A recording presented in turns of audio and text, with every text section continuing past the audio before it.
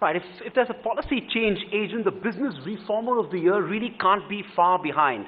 Being in the government gives him the unique opportunity to put his theory where the practice is. Ladies and gentlemen, the ET Award for Business Reformer of the Year goes to the ever renewable, ever energetic, and dare I say, the ever smiling Honorable Minister of State for Power, Coal, New and Renewable Energy, Mr. Piyush Goyal. May I request the Finance Minister to present the award to Mr. Piyush Goyal, please.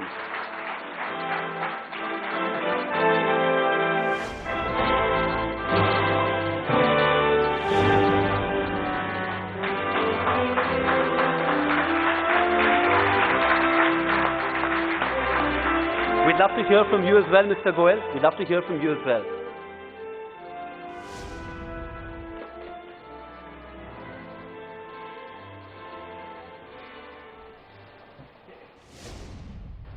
Thank you very much for this honor. I must acknowledge and appreciate that Economic Times always keeps us on our toes and holds us accountable for what we promise. So that certainly helps achieve all that we are doing. Thank you very much for the very important role that Economic Times has played in our work. And thank you, Vineet, for institutionalizing this award and probably in some sense encouraging people like me in doing a job better. And also a big thank you to the jury who decided on this award. But for me, it's obviously a matter of greater pride that my mentor, somebody whom I've looked up to, somebody who's always cared for me, almost as a father figure, has given me this award. I think that adds more luster to the award than anything else. Thank you very much, Arunji. Look, I'm in politics, so don't expect a very brief response. Typically, when the award is given, the ideal and the most safest way to say is that I dedicate it to my organization, to the people, to the employees. And well, there can be no doubt about it, because certainly no one individual can do all of that. Must have happened that you decided to give this award. And whether it's the government, whether it's these public sector companies, many of which all of you had written off, and those countless employees, probably 1 million plus people in these companies and in that part of the government that I look after, who've toiled relentlessly and who've shown us that public sector companies can really outperform, and given us those extraordinary results that actually we ordinary people are all capable of, but have for some reason or the other not been able to do. So there can be no doubt that this goes to all of those people. But for me, this award goes to the people of Mumbai, because I come from Mumbai and they taught me, they held me in the cradle. I was born here. They taught me what the real world is all about. They taught me what the business world is all about. I learned all the problems of getting an electricity connection here. I do remember when I first set up an industry. It was a time when the BJP was in power in the state. And my mother, who's sitting here, got very wild at me when I said that I'm not going to ask Gopinath Mundeji, who's the Honorable Minister, for helping me get the power connection. I know a better way to do it than that. But all of those learnings came to roost when I was able to do something about it. So clearly my city, my friends, all the people sitting here really are a part of this award, really a part of this journey. I think I could possibly count the name of more than half the people in this room as friends. And some who are new, I don't know, but I hope will become friends soon. But it's really to the people of Mumbai that I owe this recognition. One important element of my life have been my parents. Now, no doubt they gave me quality education, values, systems and all. But I want to share one aspect of my parents' life that my late father and my mother, who's here, instilled in me. When my mother retired at the age of 65, she didn't lose an election, she retired in politics. There was a clamor that I should fight from her constituency. She said, no, You make your own place. You're not taking that seat which I had won for the party. I know in 2008, I went to my father asking him to talk to the then leadership to help me get into parliament. And he said, Piyush, I shouldn't be doing that and I can't do that. You have to make your own place. He passed away later in 2008. It is thanks to both of these individuals who didn't allow me to take the soft spot, but made me work my way through the political ladder, that helped me in actually first framing my own business career, learning what real life is all about, but also not making me a parasite on society. And in that sense, I shall eternally be grateful to both of them.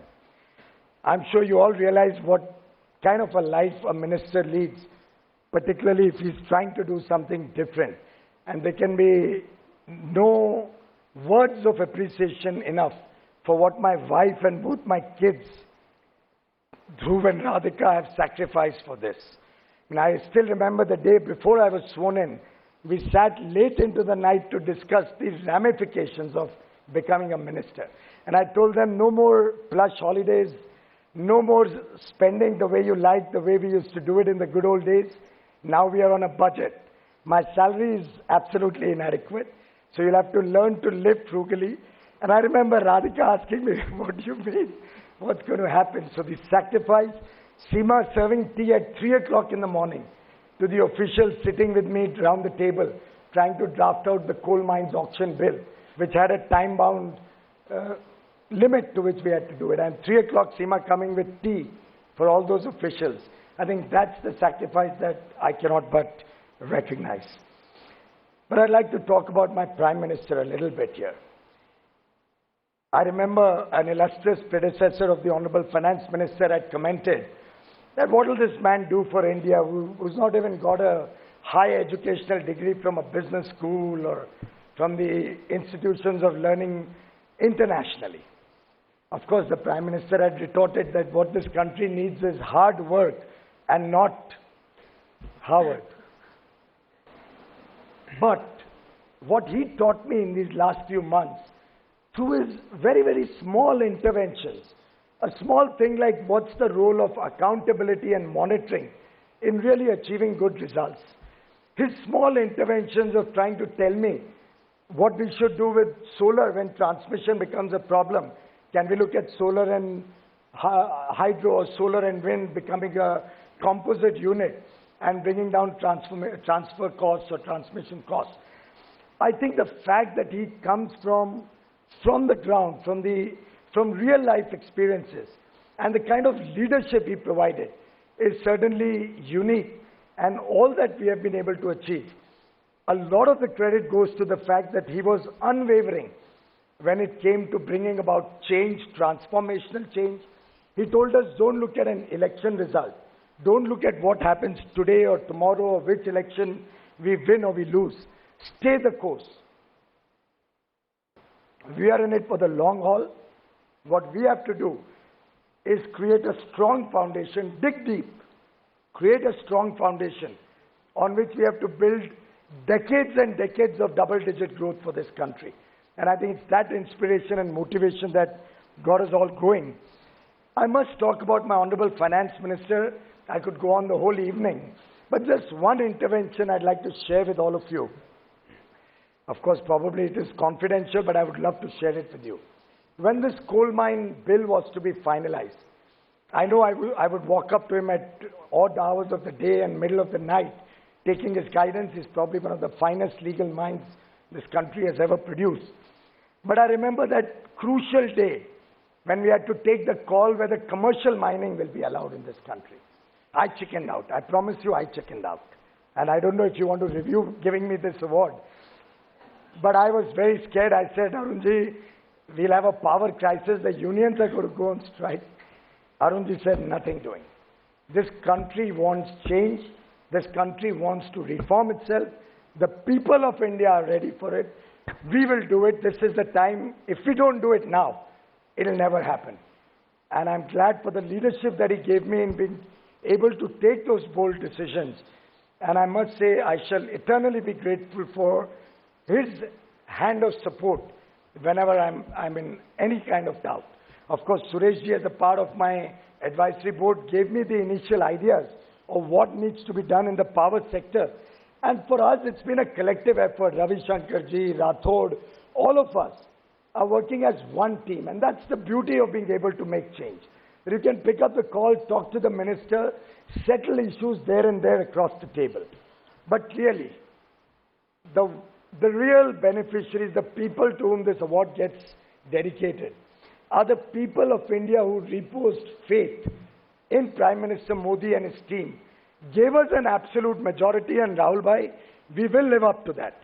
We are not worried whether in the upper house we have a majority or no. I use a phrase, but my wife subsequently told me it's better not use that phrase because it can get me into trouble. But there are many more ways to do the same thing than one. And I'm assuring and reassuring each one of you that we have the confidence, we have the ability to deliver on these promises that we made to the people. In fact, I love it when the people have high expectations. They have high aspirations. They demand more. I voluntarily put out my apps on the mobile so that you can monitor our work.